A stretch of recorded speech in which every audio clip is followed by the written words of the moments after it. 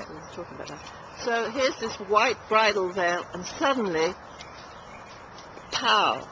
What is going on here? Just an absolute blast of colour, which is a real surprise. Brilliant, brilliant colour. Lovely poppies and tulips, and all contrasted by this white dogwood. Just amazing, but so much is hidden here that's going to be coming up next spring, next summer, next season. Look down here, can you hear me, at the peonies, which are just doing really well. And I have to say, peonies do very well in Dallas. They like full sun and not much water, and are very easy to grow as long as you ignore them. And here's another sign of what's going to happen in the spring. Over here in the wall, little details in this lovely built wall, which does allow you to put very good soil behind it, because it's, look, about 3 foot above the level of the ground beneath. But in the wall here we've got the nasturtiums growing out. They're going to be so pretty next spring. And another little plant sedum over here, which is coming out of the wall. I have come by this garden in August and the nasturtiums are still blooming. I find that staggering. I think that just tells me trial and error. And trial and error is really what's brought English gardening to where it is right now. Right down here we've got the lilies that are going to be blooming in the daylilies that are going to be blooming in the spring. Good morning. Morning. And the azaleas, which still haven't done their thing, they're coming out. And behind the azaleas, you've got the hydrangeas, and then roses growing up the wall, and clematis around the window. This is English gardening at its best. It's not this season. The next season is totally enfolded in the garden that you see right here. And even if you're a little bit uncertain about putting your nasturtiums in the wall, you know without a doubt that the green sedum over here is just going to be running rampant, pouring through the wall, and very attractive.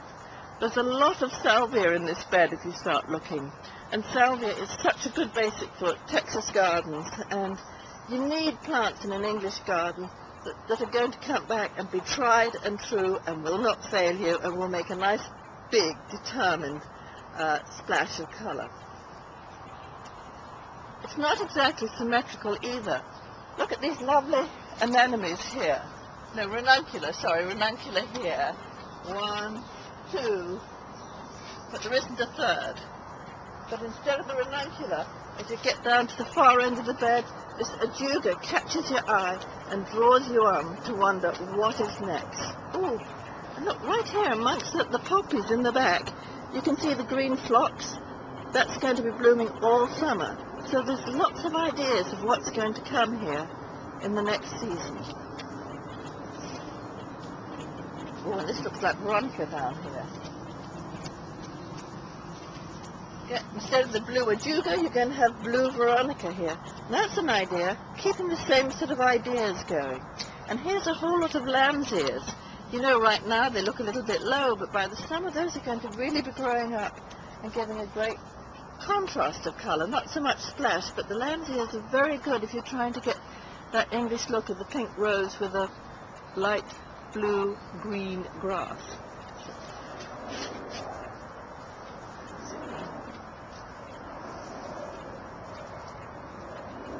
Oh, well, we're kind of finished off with the balance with the bridal veil at this end of the bed as well as at the other end of the bed.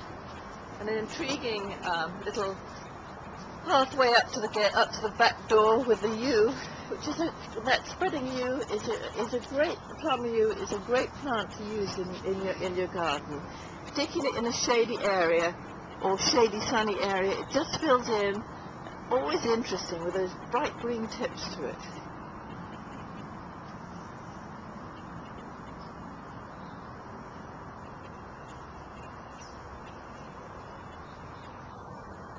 I think one thing that's very important with English gardens is English people really love their gardens and they're always experimenting. And I think you shouldn't be afraid to try things.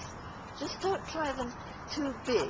Perhaps that's what we're frightened of doing in Texas. My husband would say, come on, let's dig up this whole bed and start again. That's not English. Take a little bit at a time, and in one corner of the bed you try with something new, but you know the rest of the bed's going to keep blooming. So don't bite off more than you can chew. Try taking a little bit at a time and slowly advancing.